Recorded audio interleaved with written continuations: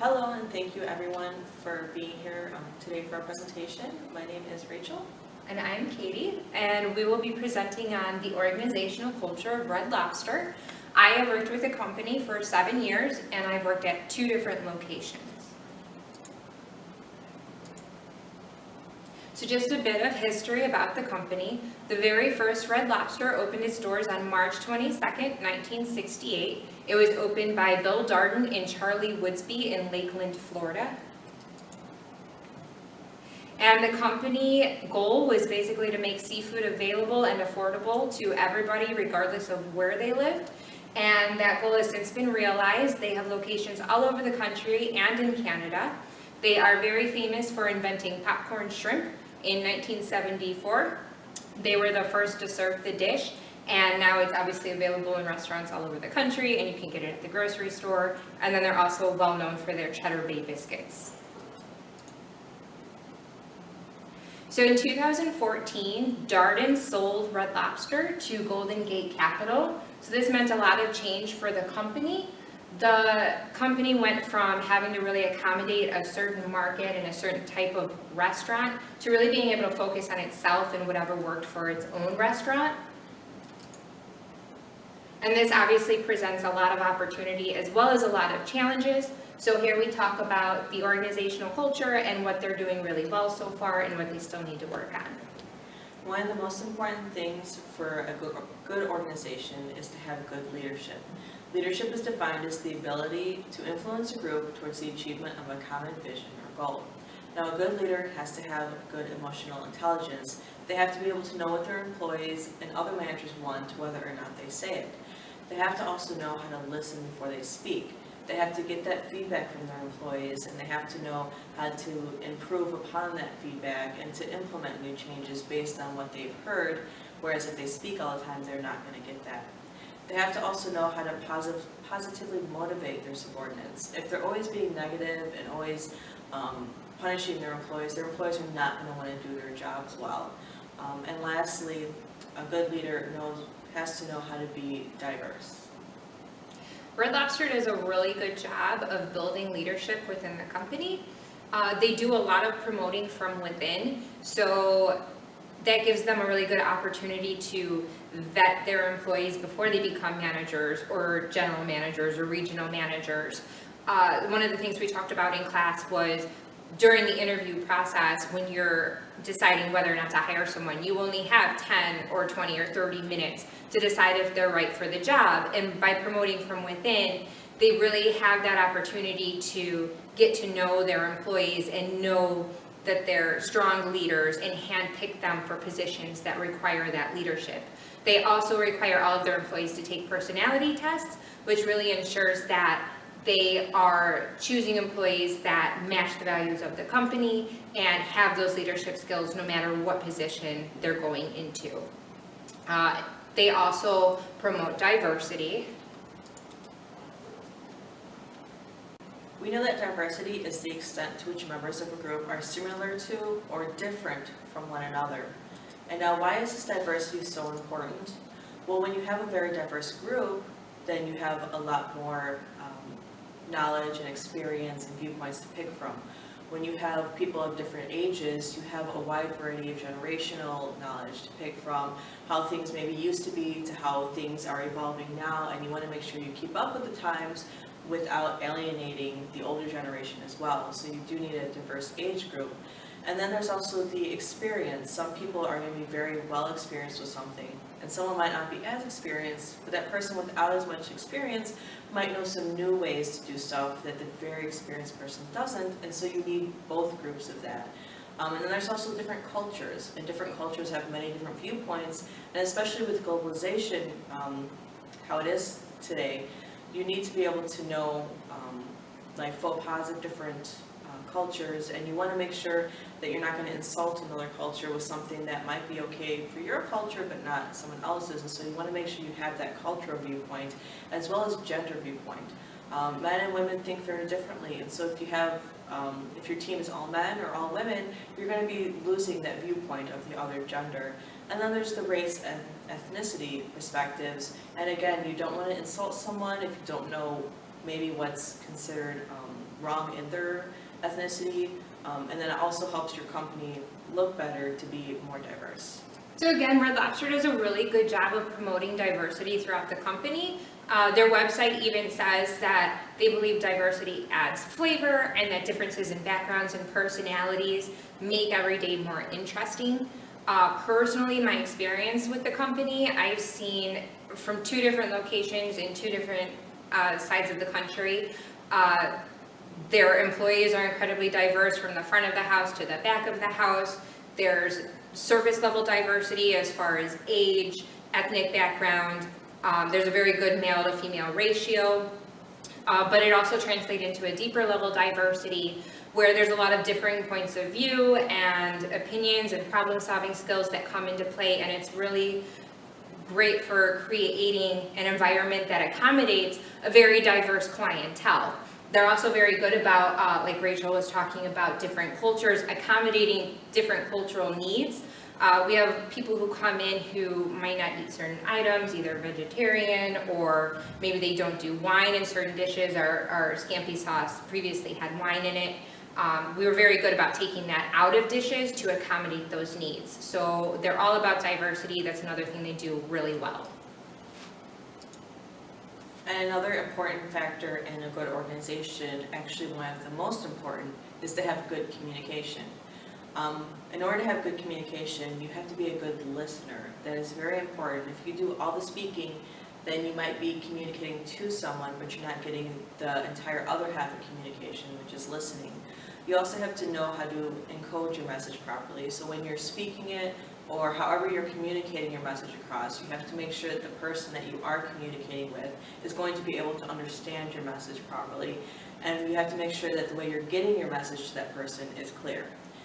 Now when you receive that message, you have to make sure that you are receiving the proper intentions and that you're not putting things to it that aren't actually there. And you have to be able to listen to that feedback, whether you are getting it from another source or you're getting it directly from the person you're communicating with. That feedback is extremely important. And there are several different forms of communication. There is downward communication, which is very familiar to us. That's from upper management or upper levels down to lower levels.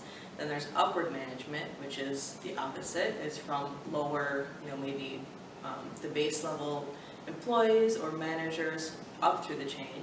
And then there's lateral, which is within the same level. So like, all the servers in a restaurant or all the managers in that restaurant, or higher up, it could be between the CEOs. And then there's the grapevine, which is an informal form of communication, which sometimes leads to rumors and gossiping, but it's also very good for getting to know like what's going on in the company, because it's not formal lines, as you see, it's informal, but it helps to kind of like build that rapport when you have that informal form of communication. And now there's oral communication, which is speaking and listening. So that would be through meetings, telephone, video conferencing, anything where it's being verbally spoken and someone's listening to it. And then there's written communication, which is text, emails, PowerPoints like this, social media, blogs, anything that is being typed and read. And then there's nonverbal communication, which most of us do subconsciously, which is body language, facial expressions, the distance you are from somebody. All these are different forms of communication that we all participate in with every day. So the importance of communication is that in order to get your instructions across, you have to be able to communicate with someone. If there's no communication, there's no way they're going to know what you want them to do. And then also that communication leads to valuable feedback. So you tell someone what to do, and then they tell you how it went, or if there was problems or whatever, and then you can use that feedback to make any changes needed. Now when you do communicate, that leads to interpersonal relationships. So like me communicating with you right now, you're getting to know a little bit about me. So we're building a relationship. And through those relationships, you gain loyalty and respect. And then one of the great things about communication is you can use it to teach people as well as learn. So Red Lobster previously, before they were sold, I think the communication really struggled a little bit. People weren't really sure of what was going on. They weren't really being kept up to date on this sale. Now that they've been taken over by the new company has been really good about communicating about changes, things that are going to affect different positions within the restaurant. Currently, we're going through a lot of changes in the kitchen. They're changing the way they're preparing the food. And they're really being very open about how that's going to affect everything, and everybody's being brought on board. There are exciting changes. People are being made excited about the changes, but I do think some of the communication that was lost prior to the sale of the company has still yet to be gained back.